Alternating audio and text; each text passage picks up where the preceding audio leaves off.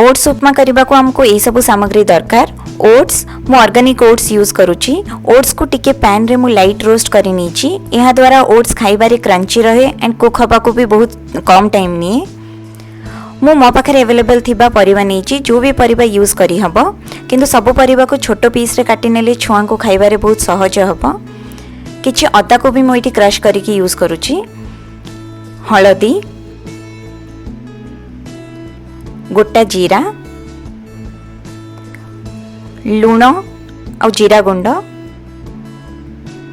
तेल एंड पानी ओट्स को बॉईल करबा पई।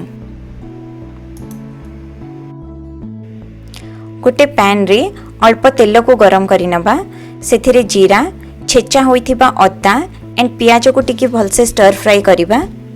पियाज टी स्टर फ्राई होला परे सबु परिबा को ऐड करिकी स्वाद अनुसार लूण, जीरा गुंड एवं हळदी को ऐड करिकी भलसे मिक्स करि नबा।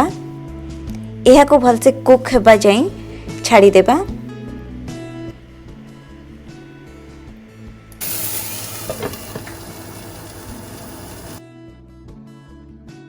कटा हुईथिबा टमाटो को ऐड करिकी मिक्स करि नबा। टमाटो भलसे सिझी गला परे एथिरे पानी को ऐड करिकी स्वाद अनुसार लूण एवं जीरा गुंड ऐड करिबा। पानी फुटी आसिला परे एथिरे ओट्स को ऐड करके मिक्स करी नबा एंड घोड़े की टिके समय छाड़ी दबा ओट्स को भलसे कुक हेबा जाए। 5 to 10 मिनिट्स पर ओट्स बनी की पूरा रेडी हो जाइए। मुझे टिके वाटर कंसिस्टेंसी रे रखी। आपण चाहिए सुखुला बनै पारिबे।